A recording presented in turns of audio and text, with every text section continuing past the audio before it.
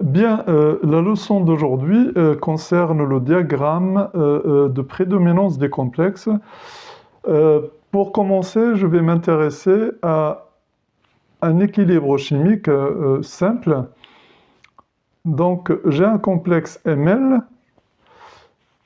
qui se dissocie en M plus L.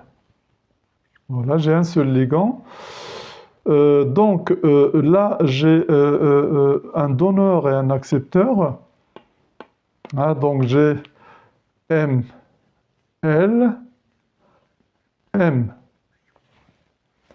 Donc, vous avez le donneur ici. Et là, vous avez l'accepteur qui est M. Et bien entendu, c'est le ligand L qui est échangé entre les deux. Donc là, c'est donneur. Et lui, c'est accepteur. Donc, c'est un couple formé d'un complexe et, bien entendu, de l'entité centrale métallique du complexe. Quelle est la constante ici qu'on peut écrire? C'est la constante de dissociation Kd égale. Donc, c'est la concentration de M. Sachez que c'est une constante d'équilibre. Et sachez que je ne mets pas E, Q ici pour montrer que c'est équilibre. Mais sachez que, bien entendu, les concentrations, c'est à l'équilibre chimique. Et sachez qu'on travaille sur les concentrations et qu'on travaille sur des solutions diluées. Donc voilà un petit peu l'hypothèse du travail.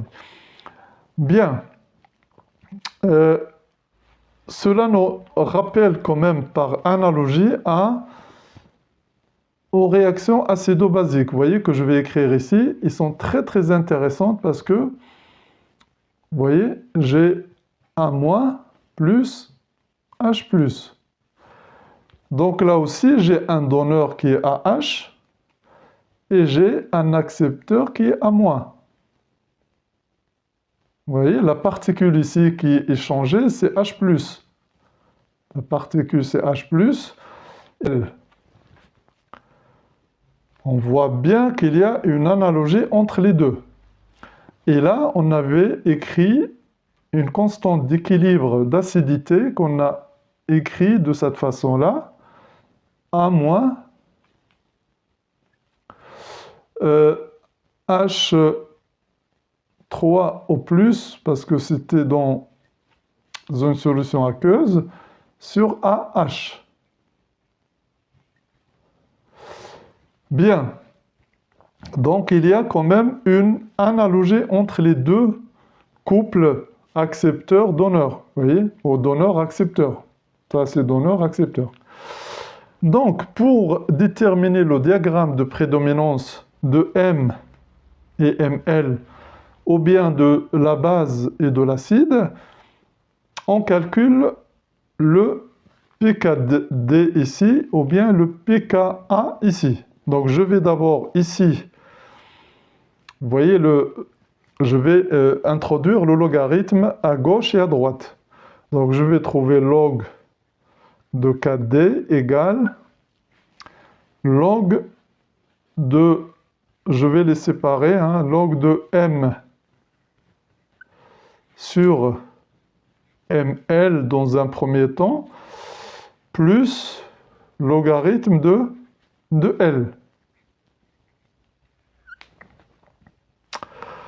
C'est-à-dire j'ai pris le logarithme de A fois B. Bon, le A, c'est M sur Ml, et le B, c'est L. Et donc, si je mets le log de L à gauche, vous voyez, je change les positions, je vais trouver moins log de L égale moins log de Kd plus la quantité qui reste inchangée, M sur Ml. Donc ici déjà, on arrive à quelque chose qu'on connaît déjà. Moins log de la concentration de L, c'est P L égale moins log de KD, c'est PKD, et plus la quantité qui reste inchangée, à savoir M sur ML. Voilà une équation très intéressante pour parler de diagramme de prédominance. Vous voyez ? Je rappelle pour les acides et les bases, on avait trouvé que pH, revoir la leçon sur acide-base, pKa plus log de A- sur AH. Vous voyez, c'est ce qu'on avait trouvé. Et qu'on avait trouvé un diagramme de prédominance ici. Vous voyez? Comme ça. pH 0,14. J'ai le pKa quelque part entre 0 et 14, pKa. Et sachez qu'à la frontière, c'est-à-dire pKa, vous voyez pH égale à pKa, ça veut dire que A, la concentration de A égale à la concentration de l'acide ici, là. Donc CA égale à AH, ça veut dire que le logarithme égale à 0 et GPH égale à pKa. Donc pH égale à pKa, ça veut dire l'égalité des deux concentrations. Et on a dit que, bien entendu,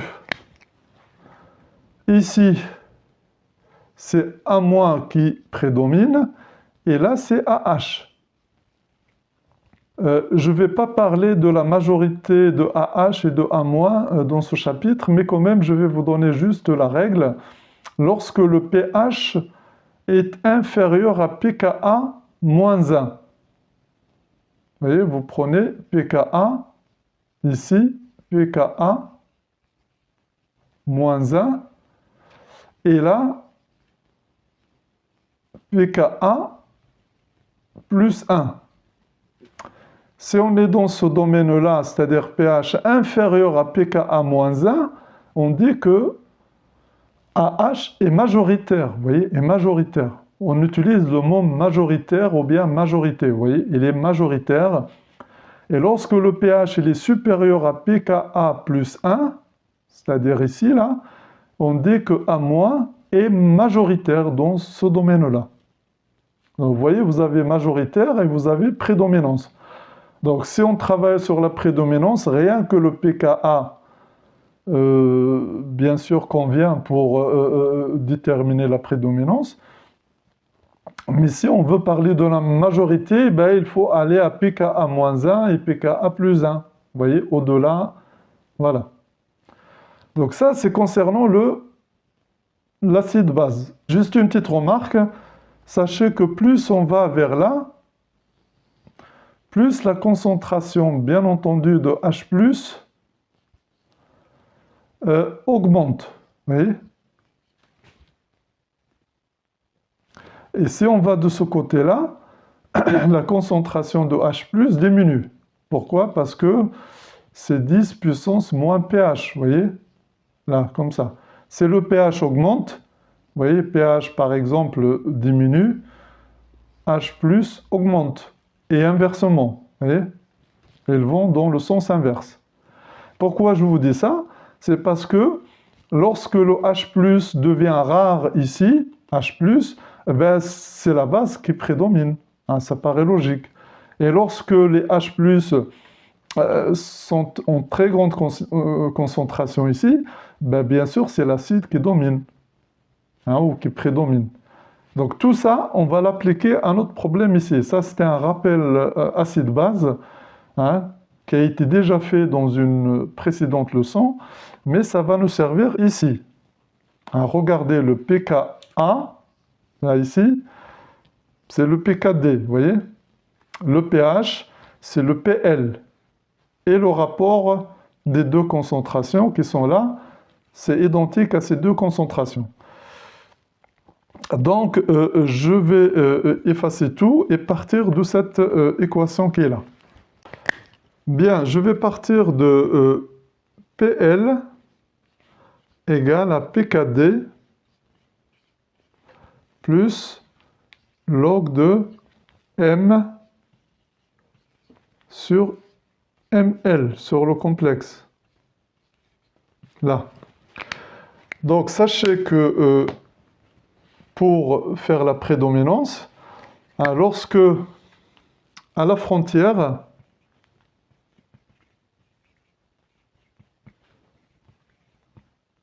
c'est-à-dire PL égale à PKD, on a la concentration de l'entité centrale métallique, c'est-à-dire atome ou cation, qui est égale à la concentration du complexe. Je peux marquer F ici, frontière, si vous voulez.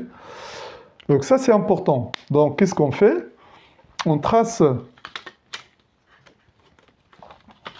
un axe.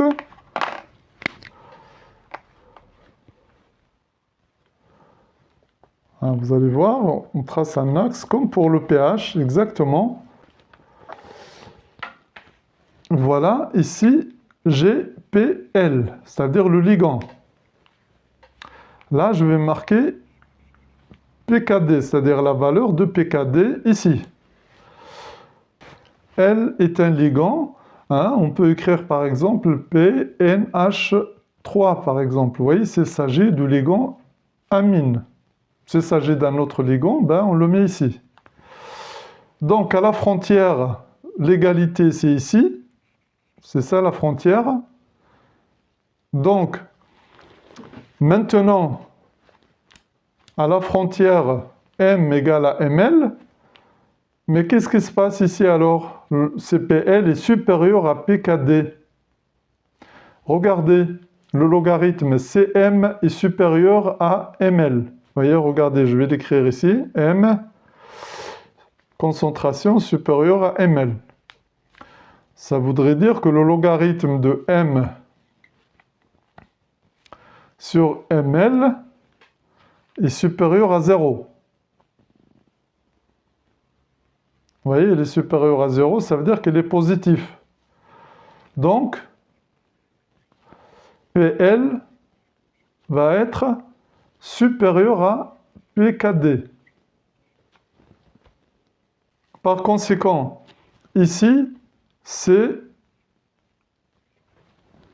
M qui prédomine. Donc maintenant, si M est inférieur à ML, donc le logarithme va être négatif. Vous voyez, négative. Et donc, PL va être inférieur à PKD. Donc ça veut dire qu'on est là. Donc ici, c'est le ML qui prédomine. Voilà, ML prédomine lorsque le PL est inférieur à PKD. Et puis lorsque PL est supérieur à PKD, c'est M qui prédomine. Et sachez que PL, c'est moins log de la concentration de L. Voilà. Et donc la concentration de L, elle est donnée comme étant 10 puissance moins PL. Donc ça, elle est très très importante cette relation. Pourquoi? Regardez l'axe. C'est par exemple, on descend l'axe comme ça, là. Vous voyez, dans le sens inverse comme ça, là.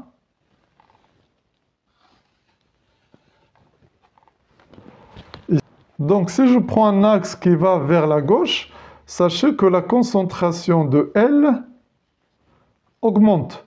Plus on va vers la gauche, plus la concentration de L augmente. Plus on va vers la droite, plus la concentration de L diminue. Vous voyez, si on va dans ce sens-là, L diminue. Donc, on va écrire ça sous forme d'équation, hein. Vous avez le PL égal à moins log de L, de la concentration de L. Ça, c'est très très important à comprendre. Donc, la concentration de L, c'est 10 puissance moins PL, par définition. Donc, CPL augmente. Et bien, L diminue. Pourquoi? Parce que c'est moins PL. CPL plus PL diminue, plus la concentration de L augmente. Donc vous voyez bien maintenant pourquoi le complexe se trouve à gauche. Parce que là, il y a une très grande concentration de L et par conséquent, il y a la possibilité que le complexe se forme. Ici, il y a très peu de L et donc le métal ou l'entité centrale métallique du complexe, eh bien, il ne trouve pas assez de ligands pour former le complexe. Donc ça, c'est très très très bien à comprendre pour bien voir pourquoi le Ml il est à gauche et pourquoi le M il est à droite, sans même regarder l'équation, vous voyez, ici. Donc, vous voyez que si j'ai beaucoup de L à gauche, eh bien, j'ai une grande chance de trouver Ml à gauche, pas à droite. D'accord? Ben voilà un petit peu le diagramme de prédominance concernant un complexe simple. Maintenant, je vais prendre le cas de plusieurs complexes successifs. Vous voyez, successives, comme ce qu'on a fait dans la précédente leçon sur les constantes de formation successive et les constantes de dissociation successive. Bien, si maintenant on généralise le diagramme de prédominance pour la formation, ou bien concernant la formation de complexes successifs. Donc là, je vais me limiter à 3 complexes. Donc j'ai M plus L, ça va me donner un premier complexe ML. Ce complexe ML capte un ligand pour donner un deuxième complexe ML2. Et enfin, ML2 capte un ligand pour donner le dernier complexe ML3. Sachez que l'explication que je vais vous donner reste générale à n'importe quel complexe, c'est-à-dire N peut valoir n'importe quelle valeur.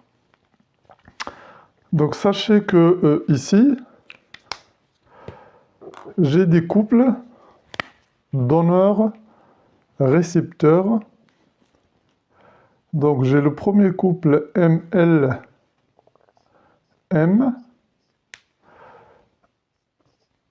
PK-D1.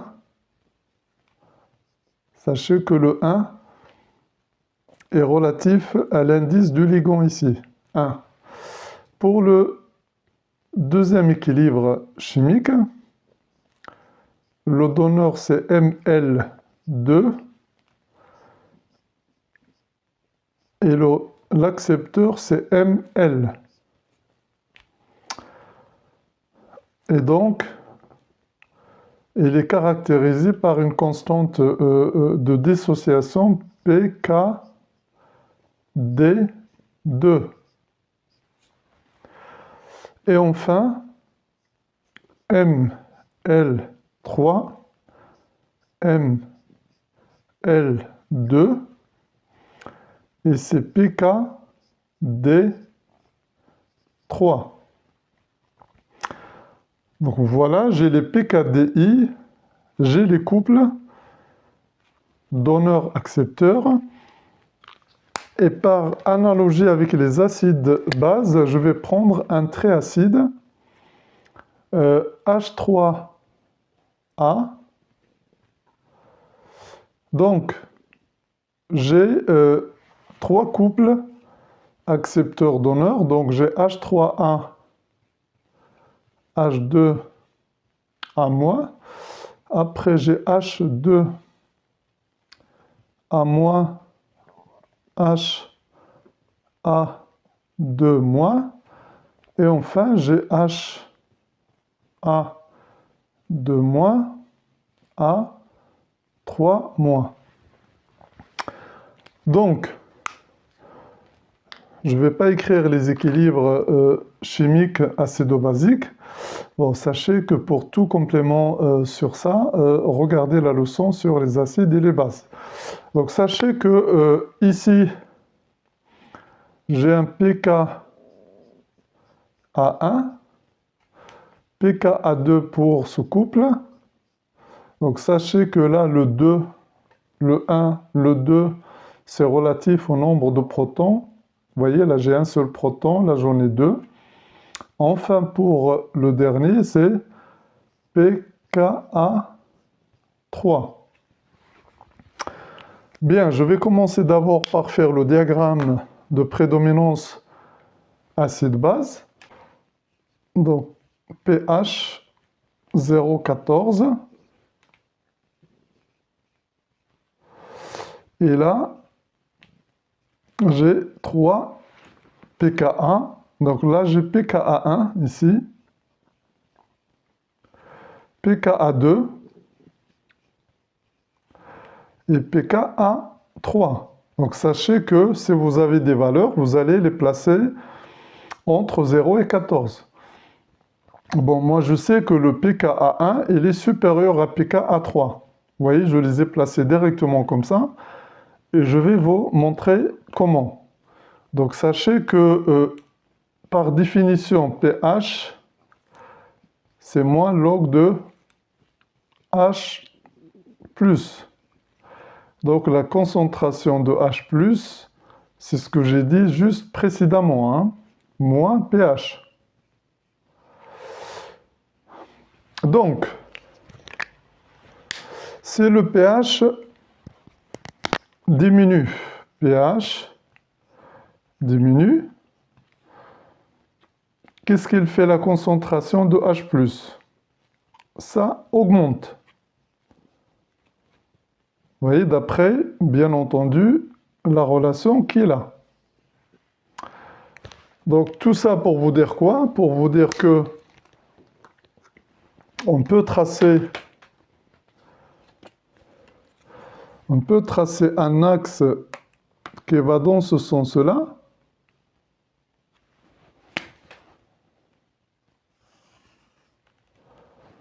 Vous voyez, un axe qui va dans ce sens.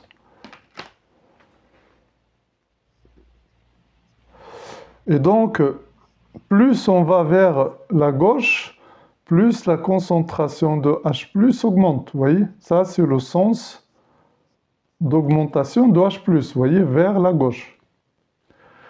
Donc, cela signifie quoi? Cela signifie que plus on va vers la gauche, hein, plus on va trouver un acide qui comporte plusieurs protons H. Pourquoi? Eh bien, parce que leur concentration augmente de droite vers la gauche. Donc, comment je vais alors placer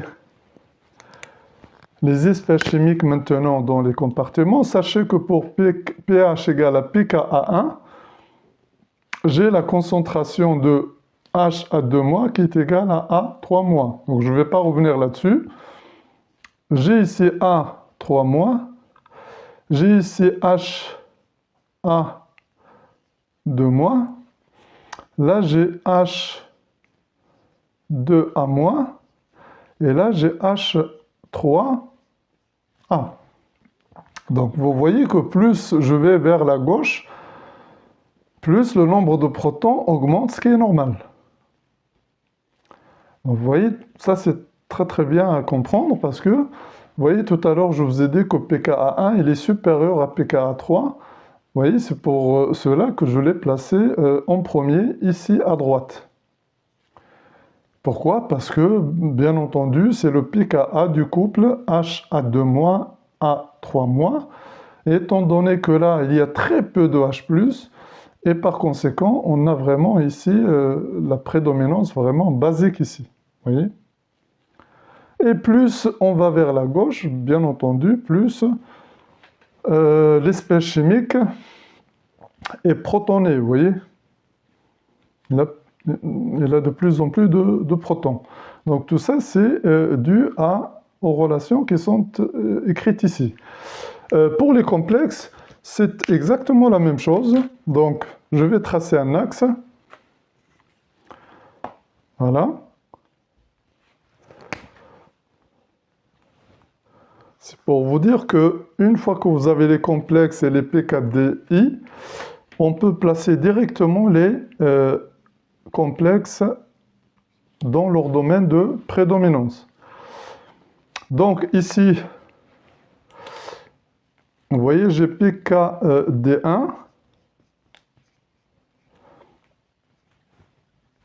PKD2, je place les P4DI.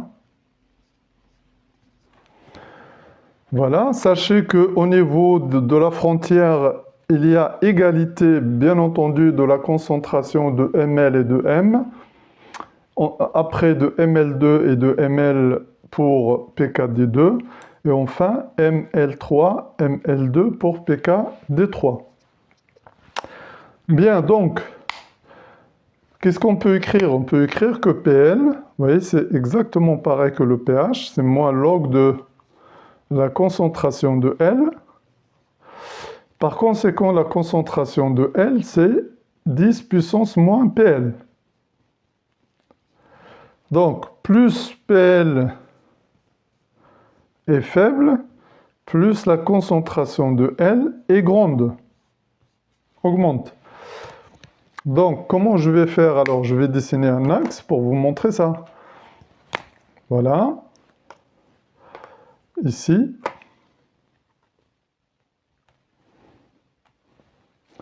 Donc, on va vers la gauche, comme ça. Et bien, la concentration de L augmente. Donc, plus on va vers la gauche, plus la concentration de L est grande. Par conséquent, plus le complexe est liganté, vous voyez? C'est-à-dire qu'il a de plus en plus de ligands. Donc, vous voyez, rien que comme ça, je peux dire que ici, j'ai M. Pourquoi M? C'est-à-dire l'entité métallique centrale du complexe. C'est parce que là, il y a très peu de ligands. Et donc, il n'y a pas suffisamment pour former un complexe. Ben, une fois que la concentration commence à devenir intéressante, ben, d'abord, il y a le Ml. Et ensuite, le Ml2. Et enfin, le Ml3. Donc, vous voyez qu'on peut les représenter directement sans vraiment travailler sur les concentrations de M, de Ml ou de Ml2, rien qu'en sachant que lorsqu'on se déplace vers la gauche, la concentration du ligand augmente et par conséquent, le complexe est de plus en plus liganté, ça veut dire qu'il a de plus en plus de ligands. Donc voilà un exemple général sur le diagramme de prédominance.